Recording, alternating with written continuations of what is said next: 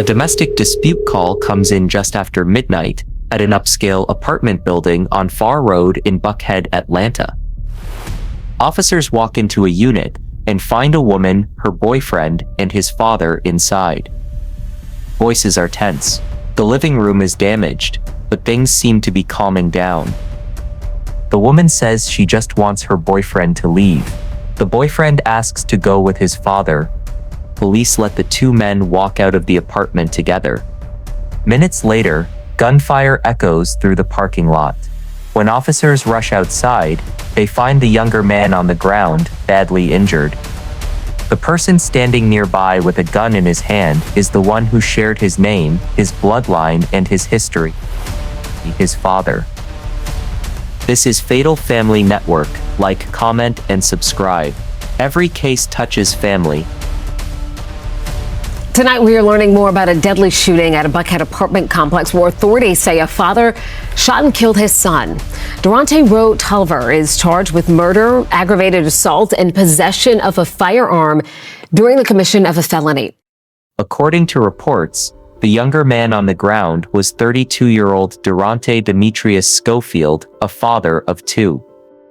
The man holding the gun was his father, 54-year-old home inspector Durante Rowe Tolliver.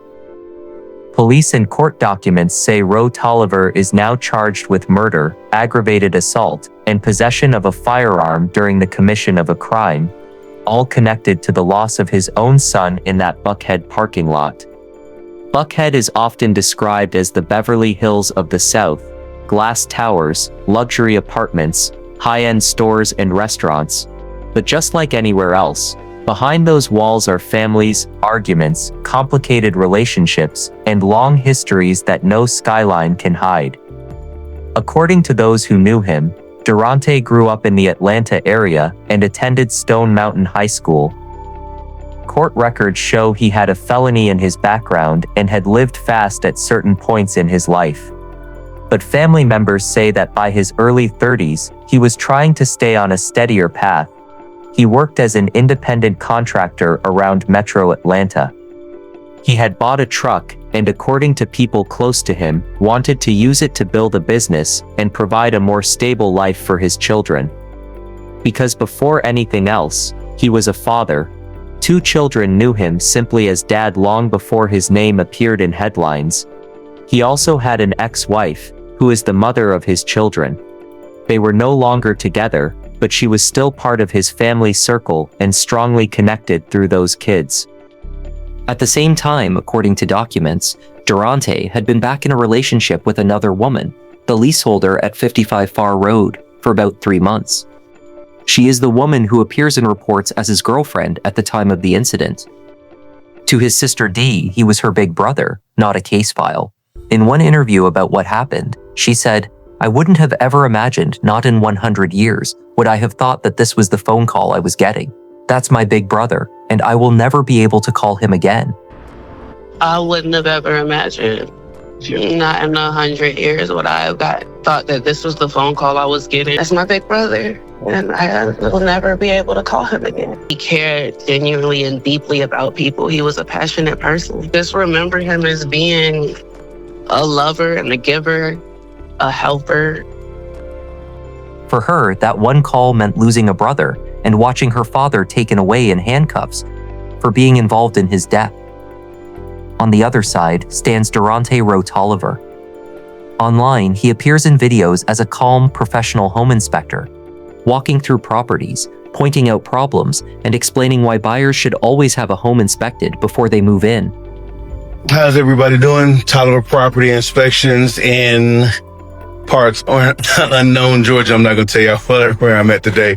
But I needed to do this because this is why we do these inspections. It's very important that before you purchase a home, I don't care what they tell you, always have the property inspected. So I'm in this particular home and I'm looking under the sink today. So decide to come in here in the kitchen and check under the sink. Not the best looking sink in the world. But then when you take a closer look, this is what we find. One, there's a leak. You can see where the water has started to splash in here a little bit right there. But more importantly, this is what we find. Along with the obvious current leak. You can see where the water is over there. But they decided to put some type of little laminate panels here to cover this up. So this whole area under here is wet and destroyed. So like I said, I don't care what they say. I don't care how new or how old the house is. If it's your friend who's the realtor or whoever, make sure that you always have your property inspected. Tyler Property Inspections, y'all have a great day.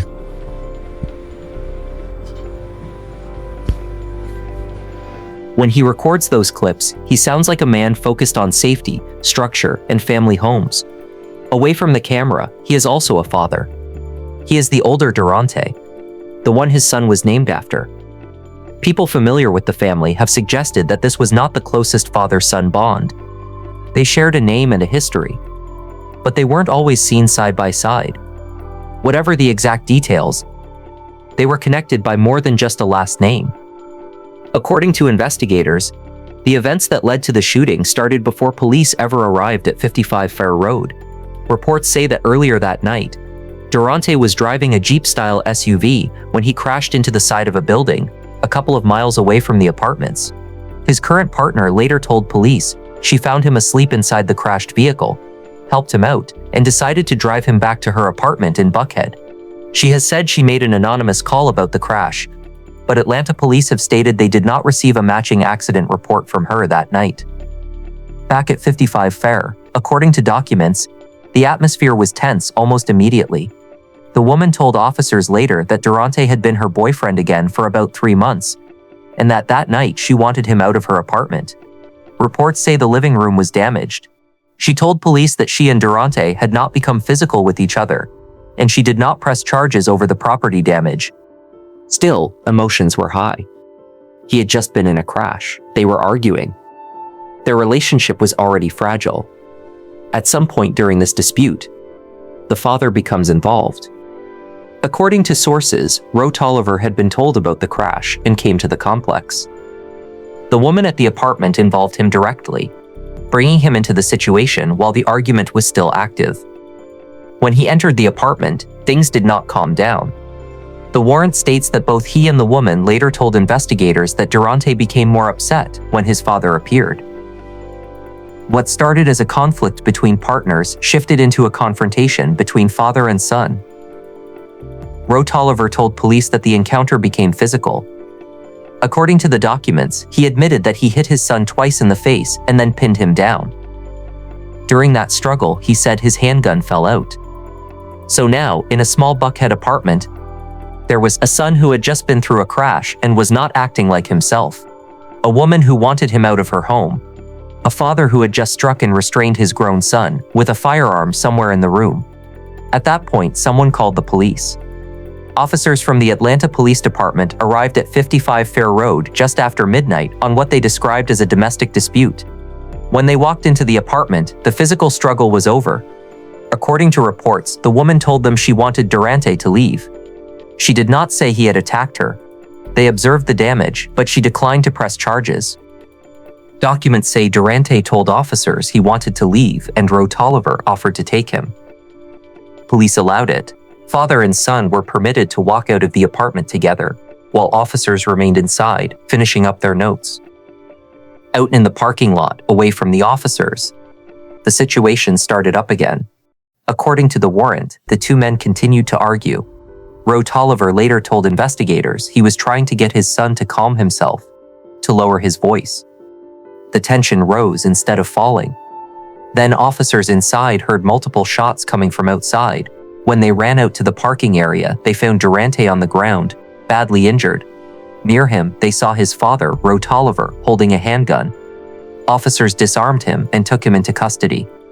Later, Ro Tolliver explained what he says happened in those final seconds. According to court documents, he told investigators that he and his son had gotten into his vehicle to leave. He claimed that Durante slammed the door, that he told him to get out and calm down, and that, near the vehicle, his son pushed off of him and reached toward his waistband. Roe Tolliver said he believed his son was going for a gun. He said he drew his own weapon and fired approximately 12 rounds. That is his version of events. Police then searched the scene and the body. According to reports, they did not find a firearm on or near Durante. No weapon in his waistband. No weapon on the ground next to him. Investigators concluded that the evidence did not support a simple claim of self-defense. With a son unarmed and hit by multiple rounds, and a father admitting to firing those shots, prosecutors moved forward with the most serious charges available. Roe Tolliver was arrested and charged with murder, aggravated assault, and possession of a firearm during the commission of a crime. A judge later reviewed the case and denied bond, keeping him in the Fulton County Jail while the legal process continues. For the family, this felt like losing two people at the same time. A son who will never come back. A father who may spend the rest of his life behind bars because of what happened in that parking lot. While investigators worked through the facts, people on the internet built their own stories. Comment sections filled with reactions. Some focused on the number of shots, asking how a father could fire that many times at his own child. Some believed there had to be long-standing resentment behind that kind of force. Others tried to connect the dots between the woman in the apartment, the father showing up, and the final argument outside. As this speculation grew, one person who had nothing to do with the events of that night began seeing her face attached to them. Sidnor, the ex-wife and mother of his children. Her picture was used again and again, as if she were the girlfriend at the center of the dispute, even though she was not present. Eventually, she spoke for herself in a Facebook post. She wrote, "So I don't do social media, so I wasn't going to even say anything, but news outlets and pages have my picture going around. Let me clarify that I am Durante's ex-wife and mother of his children. I was not his girlfriend at the time and have nothing to do with his death. Please stop putting me in it and spreading false information, as this affects my children as well. Let us grieve. Thank you to everybody who has reached out to check on us." In her words, she is simply a mother trying to protect her children while they grieve their father. She was not in the apartment. She was not part of the argument. She was not in that parking lot. According to reports, the woman in the apartment is a different person, a newer partner. The leaseholder at 55 Pharr, the one who brought Durante home after the crash and who interacted with both men and with officers on scene. Sources say she works in law enforcement and has been placed on leave while investigators do their job. At this time, she has not been charged with any crime related to his death. Meanwhile, the children at the center of this family tree are left with a story that will follow them for the rest of their lives. They will eventually learn that their father lost his life in a parking lot. They will hear that their grandfather was the man holding the gun. They may read the documents, watch the news clips, and see the online arguments about what people believe really happened between those two men in those final minutes. But none of that changes the core truth for them. Their dad is gone. For his sister, there is the pain of knowing that her big brother is no longer here, and that her father is accused of causing that loss. For extended relatives, there may be tension over who to support, what to believe, and how to talk about what happened when both the victim and the accused share the same last name. According to family members, Durante had been trying to build something better for himself and his children, working, planning, trying to move forward. According to documents, one night of bad decisions, a crash, a heated apartment dispute, and an argument in a parking lot erased all of that. Whatever comes next in court, whether Roe Tolliver continues to claim he acted in fear, or whether more details come out, the damage inside this family is already done. One parent, one child, one weapon, and a moment that can't be taken back.